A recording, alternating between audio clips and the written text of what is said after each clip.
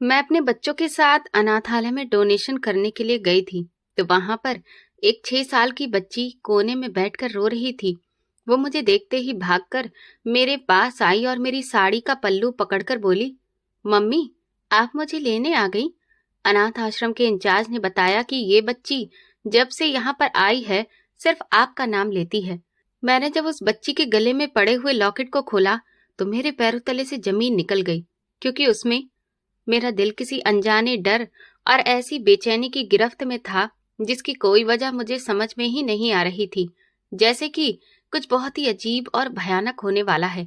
हालांकि देखा जाए तो मेरी जिंदगी में सब कुछ ठीक था। मैं अपनी एक खुशहाल और सुकून भरी जिंदगी जी रही थी। मेरा हंसता बसता हुआ घर है और भगवान ने मुझे एक प्यारे से हेल्दी बेटे की माँ बनाया है, जिसकी उम्र अब 6 साल हो चुकी थी और वही मेरे जीने का एकमात्र सहारा है। मगर उस दिन न जाने क्यों मेरा दिल चाहा कि मैं उसे घर की सुरक्षित 4 दीवारी से बाहर निकालूं और उन बच्चों के पास भी जाऊं जिनके सर पर अपने माँ बाप के प्यार का साया नहीं होता। ये ख्याल मेरे दिमाग में अचानक ही आया था, जैसे कि भगवान की तरफ से मुझे किसी खास मकसद के लिए वहां पर बुलाया जा रहा हो। जल्दी ही मैंने अपने बेटे को गर्म कपड़े पहनाकर तैयार किया और कुछ मिठाइयाँ, खिलौने और खाने पीने का और भी सामान गाड़ी में रखवाकर शहर के एक बहुत ही दूर दराज और बड़े अनाथालय का रुख किया। ये बिल्डिंग शहर के शोर शराबे और ट्रैफिक से कोसों दूर एक वीरान और सुनसान इलाके में बनी हुई थी, जहाँ चारों तरफ खामोशी पसरी थी। रास्ते में भी वीरानी बढ़ती गई और बड़े बड़े लंबे पेड़ों ने सड़क के दोनों तरफ छाया कर रखी थी। गाड़ी का सफर लंबा और थका देने वाला था और उस दौरान मेरा बेटा खिड़की से बाहर के नजारे को देखकर काफी खुश हो रहा था। कभी वो बादलों की तरफ इशारा करता तो कभी पेड़ों पर बैठे हुए पक्षियों को देखकर ताली बजाता। मगर मेरी नजरें बार बार शून्य में भटक रही थी, जैसे कोई अजीब सी चीज मुझे अपनी तरफ खींच रही हो, और मेरा दिल जोर जोर से धड़क रहा था। जब हमारी गाड़ी अनाथालय के बड़े जंग लगे दरवाजे के सामने रुकी तो एक अजीब सी ठंडी लहर मेरे शरीर में दौड़ गई और मुझे झुरझुरी सी आ गई। गेट के गार्ड ने भारी आवाज के साथ दरवाजा खोला और हम अंदर दाखिल हुए। बिल्डिंग की दीवारें खस्ता हाल थी और उन पर जमी हुई कालिक और जगह जगह से उखड़ा हुआ पेंट उस जगह की वीरानी और उदासी की कहानी सुना रहा था। हवा में नमी और एक अजीब सी बोझिलता बसी हुई थी, जो अक्सर पुरानी बिल्डिंगों की खास पहचान होती है। मैंने अपने बेटे का हाथ मजबूती से पकड़ा, जैसे कि मुझे उसके खो जाने का डर हो, और अंदर बड़े हॉल की तरफ गई, जहां अनाथालय की केयर टेकर महिला हमारा इंतजार कर रही थी। वो एक अधेड़ उम्र की औरत थी, जिन्होंने बड़ी गर्मजोशी से हमारा स्वागत किया, मगर उनकी आंखों में भी उस जगह की उदासी साफ झलक रही थी। वो हमें बच्चों के कमरे की तरफ लेकर गई। वहां बहुत सारे बच्चे मौजूद थे जो अलग अलग खेल खेलने में व्यस्त थे, लेकिन उनके चेहरे पर वो मासूम खुशी नहीं थी जो आम बच्चों के चेहरे पर होती है। मेरे बेटे ने जब इतने सारे हमउम्र बच्चों को देखा तो वो खुशी से उनमें घुल मिल गया और जो गिफ्ट मैं उन बच्चों के लिए लाई थी उन्हें बांटना शुरू कर दिया। हर बच्चे की आंखों में एक उम्मीद थी और वो सब मुझे इस तरह से देख रहे थे जैसे कि मैं उनके लिए कोई फरिश्ता हूँ, या शायद वो मुझे अपनी खोई हुई माँ समझ रहे थे। मगर मेरी नजरें न जाने क्यों किसी और को तलाश कर रही थी। मैं बेचैनी से इधर उधर देख रही थी। मैंने सभी बच्चों के सिर पर हाथ फेरा, उनसे प्यार भरी बातें की, मगर दिल की बेचैनी कम नहीं हुई, बल्कि और बढ़ती जा रही थी। तभी मेरी नजर कमरे के आखिरी और थोड़े अंधेरे भरे कोने पर पड़ी, जहां पर फर्श पर एक छोटी सी बच्ची घुटनों में सिर रखकर अकेली बैठी थी।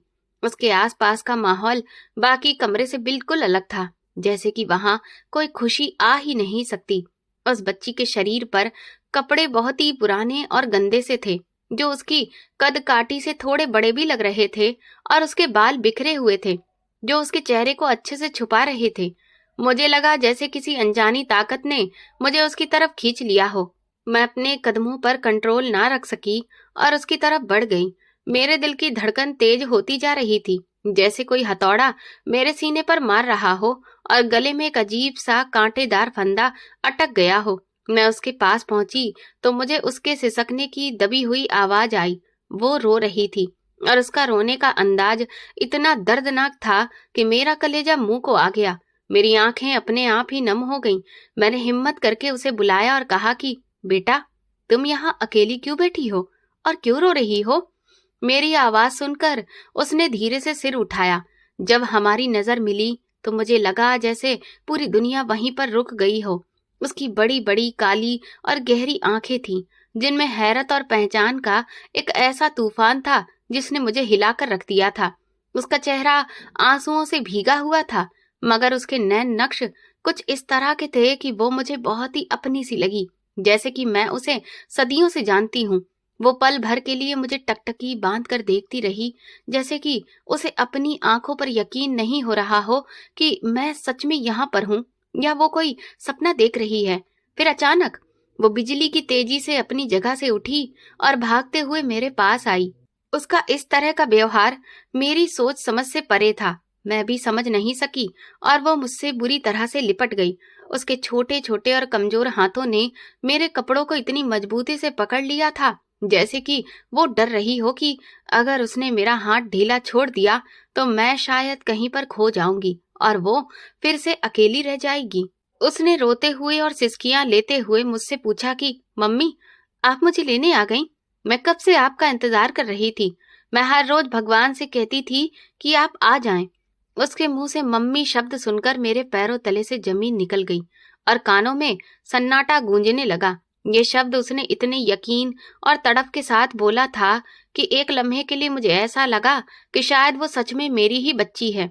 मगर मेरा बेटा तो वहां दूसरे बच्चों के साथ खेल रहा था और डॉक्टर ने मुझे बताया था कि मेरी बेटी तो पैदाइश के वक्त ही इस दुनिया से जा चुकी थी।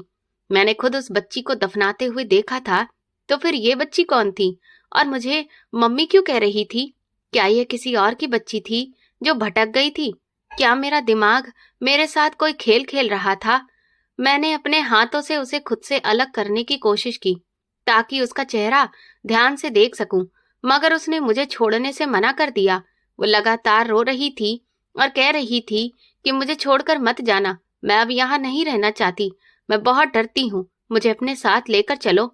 अनाथालय की केयर टेकर भी ये सारा नजारा देख रही थी।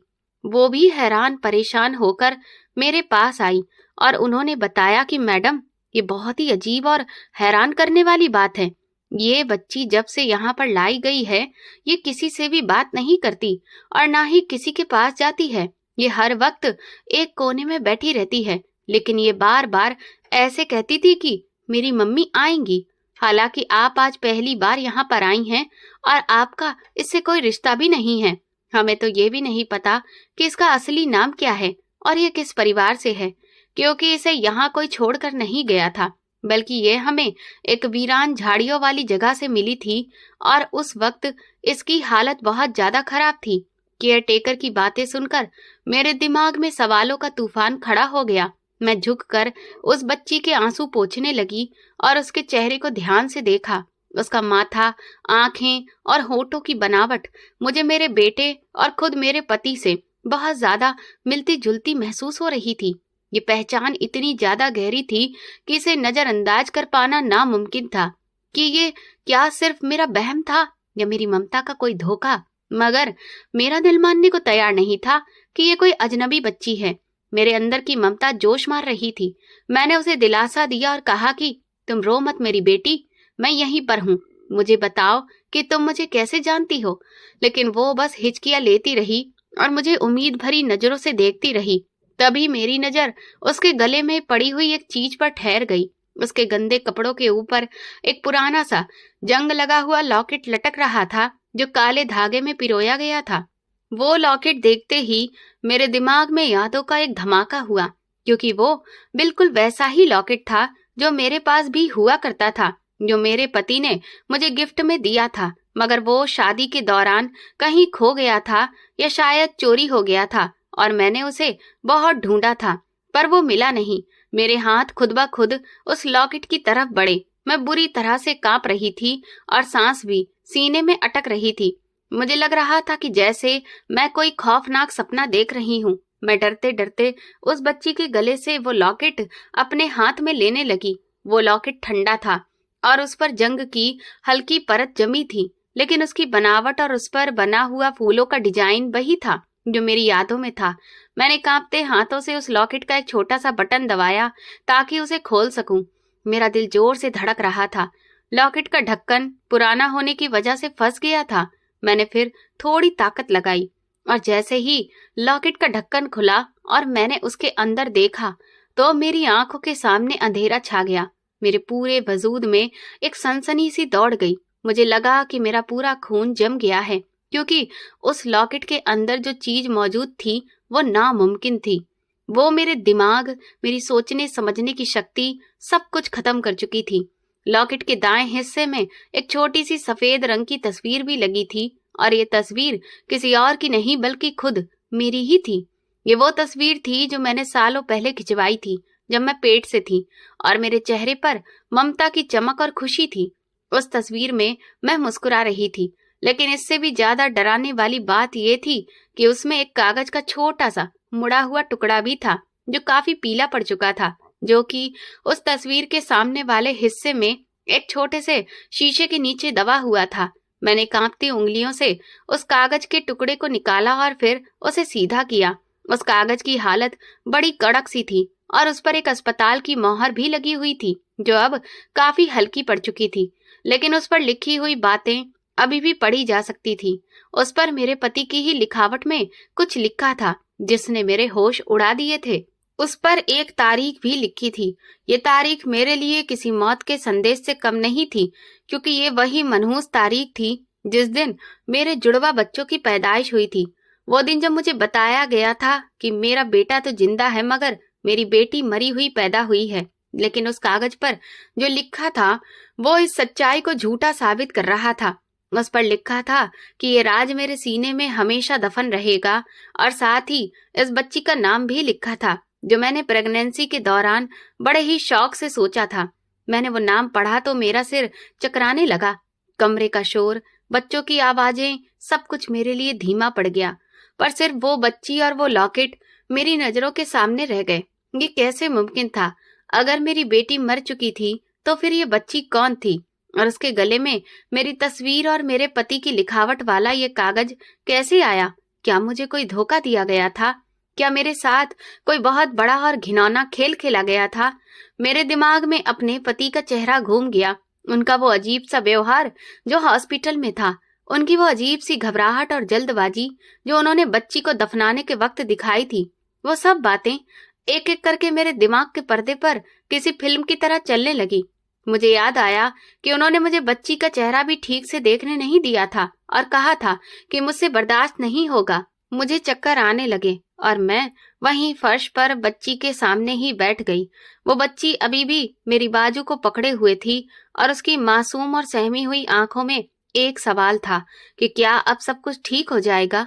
मगर उसे नहीं पता था कि उसके गले से निकलने वाले उस राज ने मेरी जिंदगी की बुनियाद ही हिला दी थी। मुझे लगा जैसे मैं किसी दलदल में धंसती जा रही हूँ, जहाँ हर तरफ झूठ, भरम और धोखे का अंधेरा है, और उस अंधेरे में सिर्फ उस बच्ची की सिसकियां मुझे सुनाई दे रही थीं, जो मुझे अपनी तरफ बुला रही थी। अब मुझे समझ में नहीं आ रहा था कि मैं क्या करूं। मैं चिल्लाना चाहती थी, मैं उस राज को सबके सामने लाना चाहती थी, मगर मेरी आवाज मेरे गले में ही दम तोड़ रही थी, क्योंकि लॉकेट में मौजूद सच्चाई इतनी भयानक और तीखी थी कि उसने मेरी सोचने समझने की क्षमता को ही छीन लिया था। अब मेरे सामने दो रास्ते थे, या तो मैं वहां से भाग जाती और उस राज को वैसे ही छोड़ देती, या फिर इस हकीकत का सामना करती जो मेरी हंसती बसती जिंदगी को बर्बाद भी कर सकती थी। लेकिन उस बच्ची की मासूम आंखों ने मुझे बांध रखा था और मैं सब कुछ जानते हुए भी इस जाल में फंस चुकी थी। और अब इस कहानी का अगला पड़ाव पलटने वाला था, जो मेरी जिंदगी में तूफान खड़ा करने को तैयार था। वो लॉकेट मेरी मुट्ठी में था और उसकी ठंडक मेरे हाथ से होती हुई मेरे दिल को छू रही थी। मुझे यकीन हो चुका था कि मेरी जिंदगी अब पहले जैसी नहीं रहेगी, क्योंकि मुर्दा साबित कर दी जाने वाली अतीत की परछाइयां जिंदा होकर मेरे सामने खड़ी थी और अपने जिंदा होने का सबूत मांग रही थी, और मैं खामोश तमाशा देखने वाली बनी अपनी बर्बादी का मंजर देखे जा रही थी। अनाथालय के उस ठंडे और अंधेरे कमरे में फर्श पर बैठे हुए मुझे महसूस हो रहा था कि जैसे मेरे शरीर से जान निकल चुकी है और अब मैं सिर्फ एक ढांचा हूँ जिसके अंदर का इंसान मर चुका है। मेरे हाथ में वो ठंडा लॉकेट था जिसने मेरी जिंदगी की सबसे खौफनाक सच्चाई को उगल दिया था, और मेरे सामने वो 6 साल की मासूम बच्ची बैठी थी जिसकी आंखों में कई सारे सवाल थे। अनाथालय की केयरटेकर मेरे सिर पर खड़ी होकर बार बार पूछ रही थी, मैडम, आपकी तबीयत तो ठीक है? आपका रंग एकदम से पीला क्यों पड़ रहा है? लेकिन मेरे कानों में उनकी आवाज किसी दूर दराज कोने से आई हुई महसूस हो रही थी, क्योंकि मेरे होशो हवास पर तो अंधेरा छा गया था और आंखों के सामने वही मंजर घूम रहा था जो अभी मैंने लॉकेट के अंदर देखा था। बड़ी मुश्किल से अपने लड़खड़ाते हुए वजूद को मैंने संभाला और दीवार का सहारा लेकर खड़ी हुई। घुटने कांप रहे थे, सिर चकरा रहा था, लेकिन खुद को मजबूत तो करना ही था, क्योंकि अब मामला सिर्फ मेरा नहीं बल्कि उस नन्ही सी जान का था जिसे मेरे पति ने मुर्दा साबित करके जिंदा ही दफन कर दिया था। मैंने अपनी नम आंखों को साफ किया और केयर टेकर की तरफ देखा जो बहुत परेशान दिख रही थी। मैंने अपनी आवाज में थोड़ा ठहराव लाते हुए कहा कि मैं बिल्कुल ठीक हूँ, बस थोड़ा सा चक्कर आ गया था। मैं उस बच्ची को अपने साथ ले जाना चाहती हूँ। क्या मैं उसे कुछ दिनों के लिए अपने घर ले जा सकती हूँ? केयर टेकर ने हैरत से मुझे देखा और कहा कि ये तो बहुत ही अच्छी बात है, लेकिन कानूनी कार्रवाई में कुछ वक्त लगेगा। मैं बेसब्री से बोली कि जो भी कागजात हैं आप अभी तैयार करवा दीजिए। मैं उसे एक पल भी यहाँ पर नहीं छोड़ सकती। मुझे डर था कि अगर मैं यहाँ से चली गई और पीछे से कोई आ गया या मेरे पति को खबर हो गई तो शायद ये बच्ची हमेशा के लिए गायब कर दी जाएगी। मैंने अपनी आइडेंटिटी से जुड़े हुए कागज उन लोगों के हवाले किए और कुछ बताए हुए पैसे भी जमानत में जमा करवाए ताकि वो बच्ची मुझे ले जाने की इजाजत मिल जाए।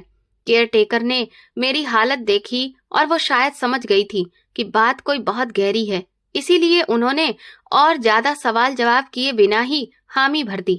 मैंने कांपते हाथों से उस बच्ची का हाथ पकड़ा जिसने अभी तक मेरा दामन नहीं छोड़ा था। उसका हाथ भी बर्फ की तरह ठंडा था और वो डरी हुई थी, लेकिन उसकी आंखों में मेरे लिए एक अजीब सा भरोसा था, जैसे कि वो ये जानती हो कि अब वो सुरक्षित हाथों में है। मैं अपने बेटे और उस बच्ची को लेकर बाहर निकली तो शाम गहरी हो रही थी, जैसे आसमान में भी दुख पसर गया हो। गाड़ी तक पहुंचते पहुंचते मेरे दिमाग में हजारों आंधियां चल रही थी। मैं सोच रही थी कि जिस इंसान के साथ मैंने अपनी जिंदगी के इतने साल गुजारे, जिस पर मैंने आंखें बंद करके भरोसा किया, वो इतना बड़ा धोखेबाज और जालिम कैसे हो सकता है? क्या वो मोहब्बत के दावे सारे झूठे थे? क्या वो आंसू जो उसने बेटी के पैदा होने पर बहाए थे वो सब मगरमच्छ के आंसू थे? गाड़ी में बैठकर मैंने ड्राइविंग सीट संभाली और बच्ची को पिछली सीट पर अपने बेटे के साथ बिठा दिया। मेरा बेटा जो अभी तक चुपचाप था, उसने मासूमियत से पूछा कि मम्मी, ये कौन है और हमारे साथ घर पर क्यों जा रही है? उसके सवाल ने मेरे दिल को चीर कर रख दिया। मैं उसे क्या बताती कि ये तुम्हारी बहन है जिसे तुम्हारे पापा ने पैदा होते ही मार दिया था। मैंने बड़ी मुश्किल से अपने आंसू रोके और धीमी आवाज में कहा कि बेटा, ये तुम्हारी दोस्त है और अब ये हमारे साथ ही रहेगी। गाड़ी स्टार्ट करते ही बारिश शुरू हो गई और शीशे पर गिरती हुई बूंदें मेरे अंदर के तूफान को और जगा रही थी। रास्ता कट रहा था मगर वक्त जैसे रुक गया।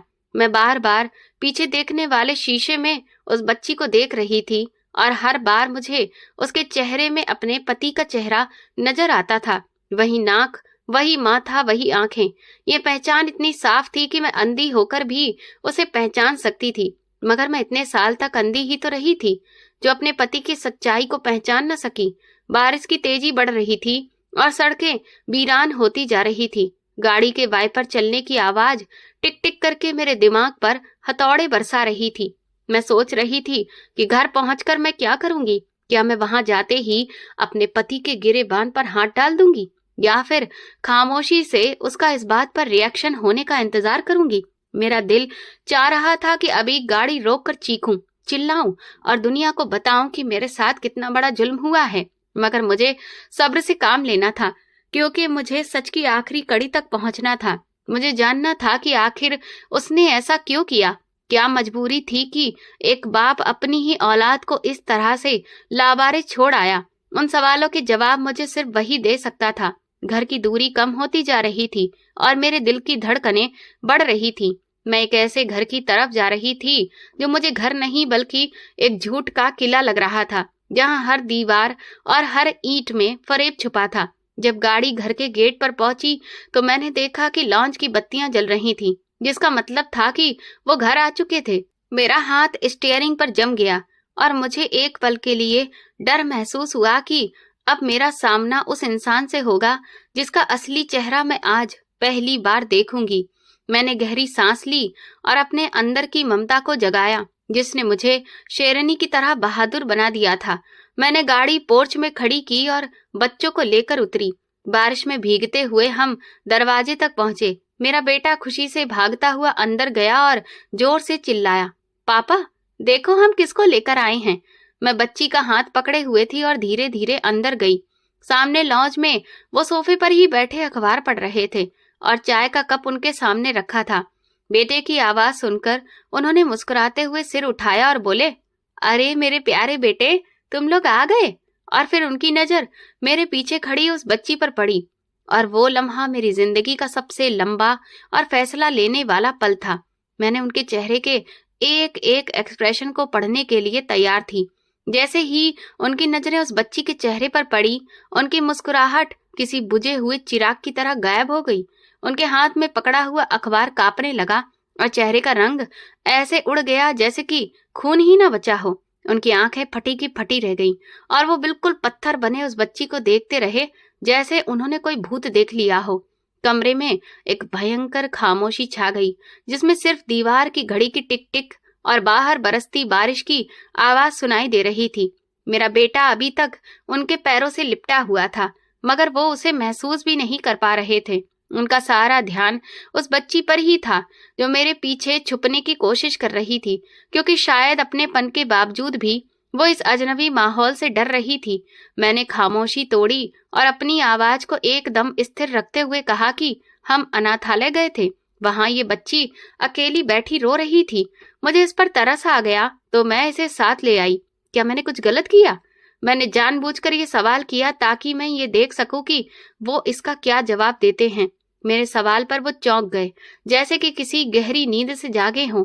उन्होंने बौखलाहट में अखबार मेज पर रखा और लड़खड़ाती हुई आवाज में कहा कि नहीं नहीं, तुमने अच्छा किया, ये तो बहुत ही भलाई का काम है, मगर तुम इसे यहाँ घर पर लेकर क्यों आई हो? मतलब हम लोग कैसे जानते भी नहीं है कि ये कौन है, ये कहाँ से आई है। उनके अंदाज में छुपा हुआ डर और घबराहट साफ महसूस की जा सकती थी। वो मुझसे नजर चुराने की कोशिश कर रहे थे और बार बार अपने माथे पर आने वाले पसीने को पोंछ रहे थे। हालांकि कमरे में सर्दी थी। मैंने उनकी आंखों में आंखें डालकर कहा कि मुझे नहीं पता कि ये कौन है, मगर अजीब बात यह है कि ये मुझे पहचानती है और मुझे मम्मी कह रही है। और अनाथालय वालों ने भी बताया कि ये जब से वहां है बार बार यही कह रही थी कि मेरी मम्मी आएंगी। आपको हैरत नहीं हुई ये सुनकर? मेरी ये बात सुनते ही वो और ज्यादा घबरा गए और पानी का गिलास उठाकर एक ही सांस में पी गए। फिर कहने लगे कि अरे ये तो बच्ची है, बहक जाती है। मैंने कहा लेकिन देखो इसकी शक्ल भी कितनी मिलती जुलती है ना आपसे। तो कहने लगे, अरे ऐसा तो कई बार होता ही है कि किसी न किसी से चेहरा मिल जाता है। तुम इसके बारे में ज्यादा मत सोचो और इसे वापस छोड़ाओ। हम किसी अनजान मुसीबत को घर नहीं रख सकते। उनकी ये बात सुनकर मेरे तन बदन में आग लग गई। वो अपनी ही बेटी को अनजान मुसीबत कह रहे थे। मैंने अपने गुस्से पर काबू पाते हुए कहा कि मैं इसे वापस नहीं छोड़ सकती। जब तक इसके माँ बाप का पता नहीं चल जाता ये यहीं पर रहेगी। और वैसे भी मुझे इसकी शक्ल कुछ ज्यादा ही जानी पहचानी लग रही है। आप भी ध्यान से देखिए ना कि क्या ये आपको किसी की याद नहीं दिला रही। मैं बच्ची को अपने पीछे से निकालकर सामने किया। वो बच्ची डरते डरते उनकी तरफ देखने लगी। जैसे ही उस बच्ची और मेरे पति की नजरें मिली, मैंने देखा कि मेरे पति की आंखों में अजीब सी चमक आई, जो तुरंत ही पछतावे या शायद खौफ में बदल गई। उन्होंने तुरंत नजर हटा ली और गुस्से से बोले कि मुझे क्या पता कि ये किसकी शक्ल की जैसी है। मैं बहुत थक गया हूँ, मुझे आराम करना है। और ये कहकर वो तेजी से उठकर अपने कमरे की तरफ जाने लगे। उनके इस तरह से भाग जाना इस बात का सबूत था कि चोर की दाढ़ी में तिनका है। मैंने भी लेकिन हार नहीं मानी और बच्ची को नौकरानी के हवाले करके उनके पीछे कमरे में चली गई। कमरे में जाकर मैंने देखा कि वो खिड़की के पास खड़े बाहर अंधेरे में घूर रहे थे और उनके दोनों हाथ मुट्ठी की शक्ल में बंधे हुए थे। मैंने दरवाजा बंद किया और उनके पास जाकर खड़ी हो गई। मेरे हाथ में अभी भी लॉकेट था जो मैंने अपनी मुट्ठी में छुपाया हुआ था। मैंने उनकी पीठ की तरफ देखते हुए कहा कि आज अनाथालय में मुझे एक और चीज भी मिली है जो शायद आपकी दिलचस्पी की वजह हो। मेरी बात सुनकर वो पलटे और सवालिया नजरों से मुझे देखने लगे। मैंने धीरे से अपनी मुट्ठी खोली और वो जंग लगा हुआ लॉकेट उनके सामने कर दिया।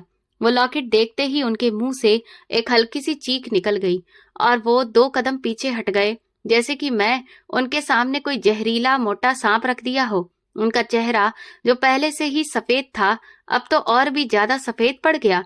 उन्होंने हकलाते हुए कहा कि ये तुम्हें कहाँ से मिला?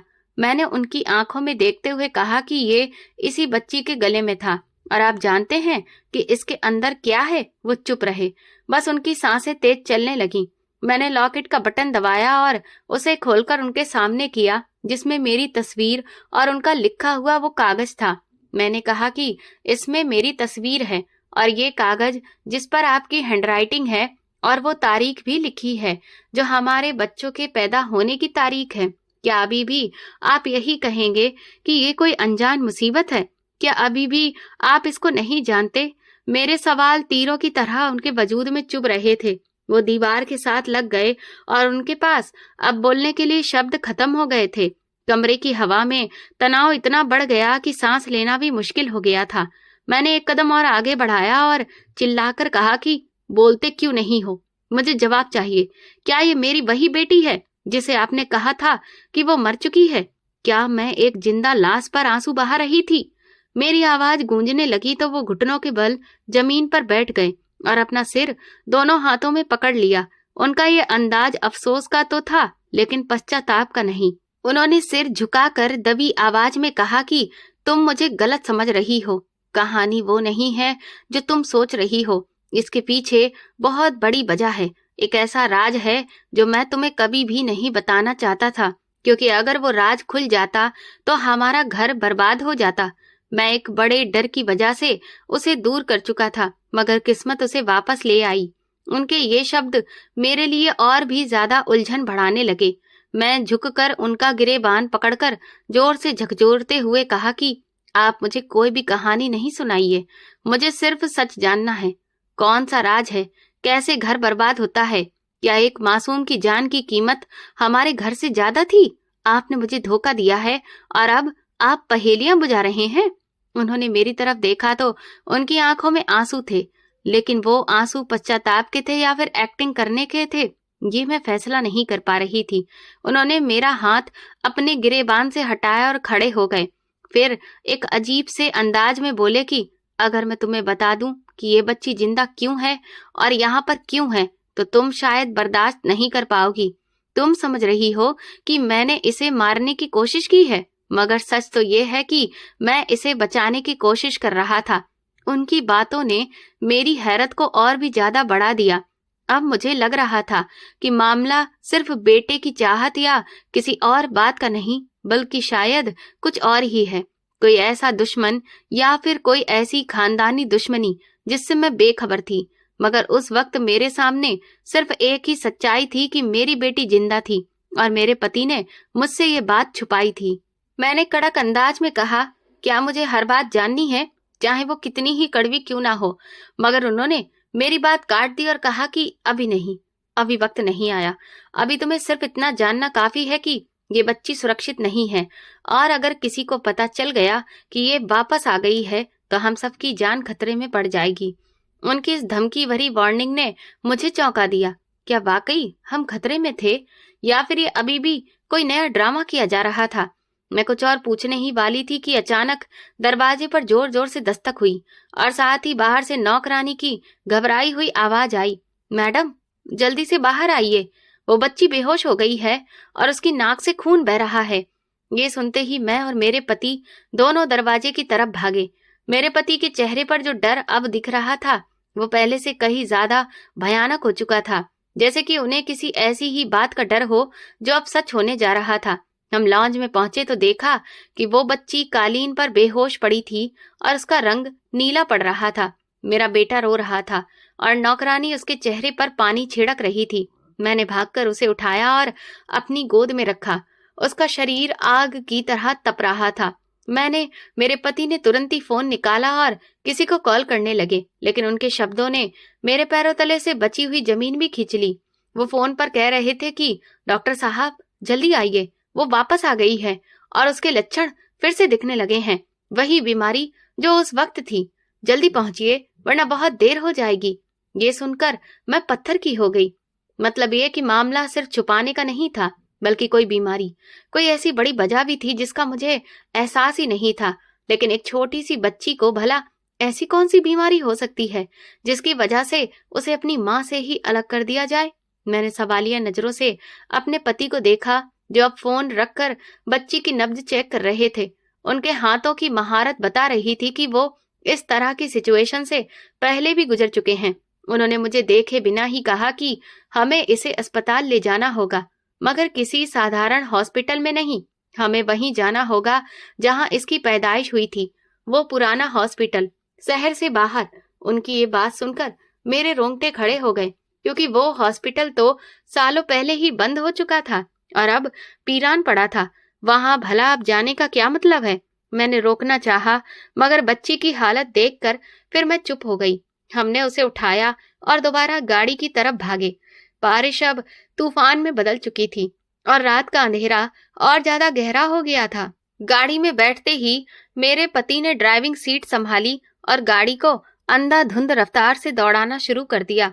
मैं पिछली सीट पर बच्ची का सिर गोद में लिए बैठी थी और मेरा बेटा मेरे साथ ही सिमटा हुआ बैठा था। मैंने शीशे से अपने पति का चेहरा देखा तो वहां अब घबराहट की जगह एक अजीब सा जुनून आ गया था। वो लगातार बड़बड़ा रहे थे कि मैं उसे कुछ भी नहीं होने दूंगा, मैं दोबारा वही गलती नहीं करूंगा। मगर उनके शब्द मुझे तसल्ली देने की जगह और ज्यादा डरा रहे थे। गाड़ी शहर की रोशन सड़कों से निकलकर वीरान कच्चे रास्तों पर आ गई थी और हम उस पुराने जमाने के अस्पताल की तरफ जा रहे थे जिसके बारे में मशहूर था कि वहां अजीबो गरीब एक्सपेरिमेंट होते थे। मेरे दिल में कई तरह की बातें आने लगी कि कहीं मेरे पति मुझे और मेरे बच्चों को वहां ले जाकर मार तो नहीं डालेंगे, या फिर वहां कोई और ही मुसीबत हमारा इंतजार कर रही होगी। मगर ममता के हाथों मजबूर मैं खामोश बैठी थी। बच्ची की सांस उखड़ रही थी और वो नींद में या फिर बेहोशी की हालत में कुछ अजीब से शब्द बोल रही थी जो मेरी समझ से बाहर थे। मगर उन शब्दों ने मेरे पति को और ज्यादा परेशान कर दिया था। अचानक गाड़ी को एक जोरदार झटका लगा और वो रुक गई। शायद गाड़ी कीचड़ में फंस गई थी। मेरे पति ने स्टीयरिंग पर हाथ मारा और नीचे उतर गए। मैं भी घबराकर खिड़की से बाहर देखने लगी। बाहर गहरा अंधेरा था और बारिश का शोर था। तभी मैंने देखा कि गाड़ी की हेडलाइट की रोशनी में कुछ परछाइयां हरकत करती हुई दिख रही थीं। वे किसी इंसान के साए लग रहे थे, मगर उनका व्यवहार काफी अजीब सा था। मेरे पति बाहर खड़े होकर उन परछाइयों की तरफ देख रहे थे और उनसे डरने की जगह वो उनसे बात कर रहे थे जैसे कि वो उन्हें जानते हों। ये नजारा देखकर मेरा खून सफेद हो गया। ये कौन लोग थे और मेरे पति का इनसे क्या रिश्ता था? और ये इस वीरान जगह पर हमारा इंतजार पहले से क्यों कर रहे थे? मैंने जल्दी से गाड़ी के दरवाजे लॉक कर लिए और अपने बच्चों को सीने से लगा लिया।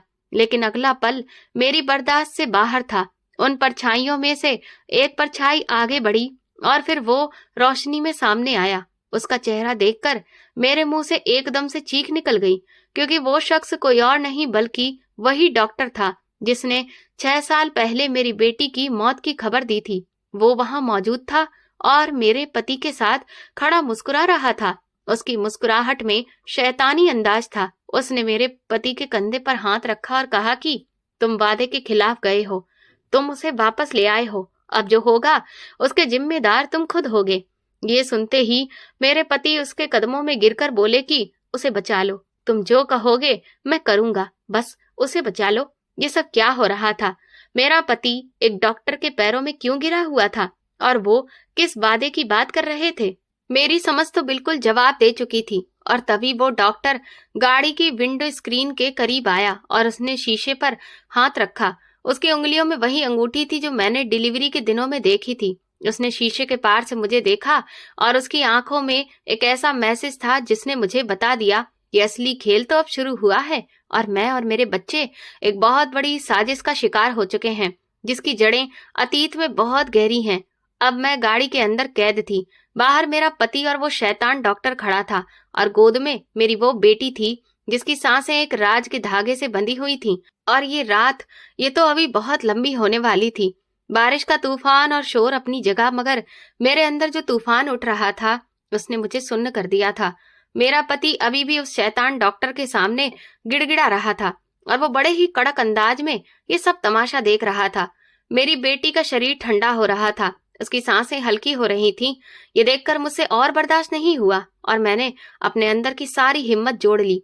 मैंने गाड़ी का दरवाजा खोला और तुरंत ही तूफानी बारिश में बाहर निकल आई। मुझे बाहर आता देखकर डॉक्टर के चेहरे पर एक मक्कार मुस्कुराहट फैल गई, जबकि मेरा पति मुझे देखकर शर्मिंदगी से जमीन में गड़ गया। मैं चिल्लाकर बोली, ये सब क्या तमाशा लगा रखा है और ये बच्ची किस वादे की भेंट चढ़ाई गई है।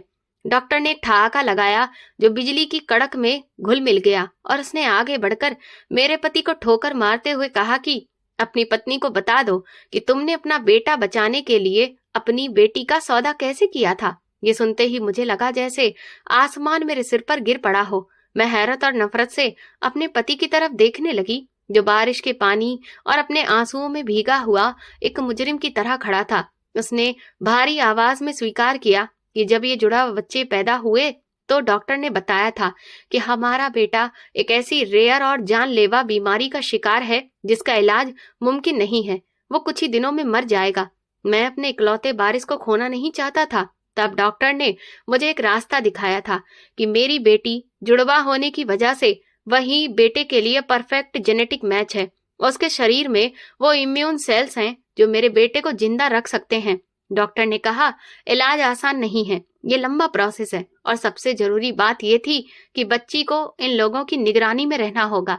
इसीलिए वो बच्ची मुझे इन्हें सौंपनी पड़ी, क्योंकि मुझे अपने बेटे को बचाना था, जिस वजह से उसे खास तौर पर अलग निगरानी में रखना मजबूरी बन गया। लेकिन ये सब कैसे मुमकिन होता, ये जब मैंने डॉक्टर से कहा तो उसने कहा कि तुम बेटी को मरा हुआ साबित कर दो। इसके बाद ये लोग हमारी बच्ची को अपनी खुफिया लेबोरेटरी में रखने लगे और इधर बदले में हमारे बेटे को जिंदगी मिल गई। मैं बेटे के प्यार और अपने परिवार के नाम को जिंदा रखने के लालच में आकर अपनी ही बेटी को जिंदा लाश बनाकर भेज दिया। ये लॉकेट मैंने इसलिए दिया था कि अगर कभी मेरा जमीर जाग जाए तो मैं उसे पहचान सकूं। ये सब सुनकर मुझे अपने कानों पर यकीन नहीं हो रहा था। एक पिता इतना जालिम कैसे हो सकता है कि बेटे की जिंदगी के लिए बेटी का बलिदान कर दे। तुम्हें क्या लगता है कि ये हमारी बेटी को इलाज के तौर पर रख रहा था?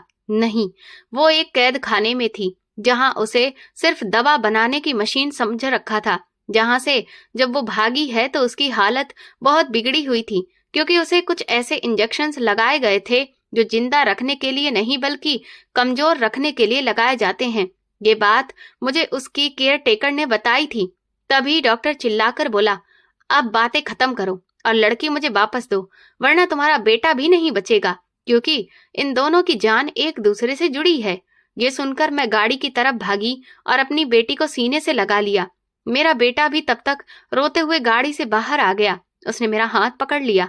मैंने डॉक्टर की आंखों में आंखें डालकर कहा कि मैं अब तुम्हें अपनी बेटी बिल्कुल नहीं दूंगी, चाहे इसके लिए मुझे अपनी ही जान क्यों न देनी पड़े।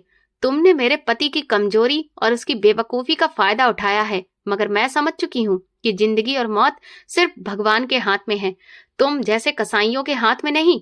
मेरा पति जो अब तक चुपचाप था, उसने जब मुझे और बच्चों को एक साथ खड़े देखा तो शायद उसके अंदर की गैरत भी जाग गई, या शायद पिता का वो जज्बा जो सालों से दबा था वो अचानक से हमलावर हो गया। उसने डॉक्टर पर झपट्टा मारकर उसे धक्का देकर नीचे गिरा दिया, फिर मुझ पर चिल्लाया कि तुम बच्चों को लेकर भागो, मैं इसे रोकता हूँ। मैंने एक पल बर्बाद किए बिना बच्चों को तुरंत ही गाड़ी में बिठाया और खुद ड्राइविंग सीट संभाल ली। डॉक्टर ने उठकर मेरा रास्ता रोकने की कोशिश की, लेकिन मेरे पति ने उसे पकड़ लिया मैंने गाड़ी को रिवर्स किया और पूरी रफ्तार से उस नरक से दूर भाग ले गई। मैं अब पीछे मुड़कर नहीं देखना चाहती थी। रास्ते में मैं सीधा पुलिस स्टेशन की तरफ चली गई ताकि इस खूनी खेल को हमेशा के लिए खत्म कर सकूं। फिर मैं तुरंत अपनी बेटी को एक अच्छे से हॉस्पिटल में लेकर गई, जहां पर डॉक्टरों ने चेकअप के बाद बताया कि मेरी बेटी को जहर दिया जाता रहा था, लेकिन अब वो खतरे से बाहर है और मेरा बेटा भी बिल्कुल ठीक है, उसे कोई भी बीमारी नहीं है। यानी कि ये सब कुछ सिर्फ एक झूठ और फरेब था जो डॉक्टर ने अपने एक्सपेरिमेंट करने और उससे पैसे बटोरने के लिए मेरे पति के दिमाग में डाला था। मेरे पति को भी गिरफ्तार कर लिया गया और फिर वो डॉक्टर भी पकड़ा गया। मेरी बेटी अब मेरे पास है और मेरा बेटा अपनी बहन के साथ बहुत खुश है। मगर इस वाक्य ने मुझे जिंदगी का सबसे बड़ा सबक दिया कि अपनी औलाद में फर्क करना भगवान के फैसले से लड़ने के बराबर है। बेटा हो या बेटी, दोनों ही भगवान का आशीर्वाद हैं, और जब इंसान अपनी ख्वाहिशों और सामाजिक दबाव में आकर रिश्तों को बलिदान करता है तो उसका अंजाम बर्बादी के सिवा कुछ भी नहीं होता। लालच और बेटे की चाहत ने मेरे पति से उनका सुकून और परिवार छीन लिया और मुझे ये सिखाया कि सच चाहे कितना ही गहराई में दफन क्यों ना हो, एक दिन वो बाहर आता ही है और अपने साथ छुपे हुए हर गुनाह को बेनकाब कर देता है। आज मैं अपने दोनों बच्चों के साथ भले ही अकेली रह रही हूँ, लेकिन बहुत सुकून में हूँ, क्योंकि अब हमारे आसपास कोई भी झूठ नहीं है। तो दोस्तों, अगर आपको ये कहानी पसंद आई है और आप किस शहर से ये कहानी सुन रहे हैं, कमेंट में हमें जरूर बताएं। वीडियो को लाइक करें, हाइप दें और ज्यादा से ज्यादा शेयर करें। चैनल पर नए हैं तो सब्सक्राइब करें और नोटिफिकेशन बेल दबाएं ताकि अगली अपडेट सबसे पहले आपको मिले। ये कहानी पूरी तरह से काल्पनिक है। इसमें दिखाए गए पात्र, घटनाएं और स्थान लेखक की कल्पना पर आधारित हैं। किसी भी व्यक्ति, वास्तविक व्यक्ति या घटना से समानता हो तो वो केवल संयोग है। कहानी में दिखाए गए मेडिकल सीन और इलाज सिर्फ कहानी के उद्देश्य से हैं। इन्हें वास्तविक चिकित्सा सलाह ना समझें। किसी भी समस्या के लिए डॉक्टर की सलाह लें। इसका उद्देश्य मनोरंजन के साथ समाज को बेटा बेटी में भेदभाव ना करने का संदेश भी देना है। धन्यवाद।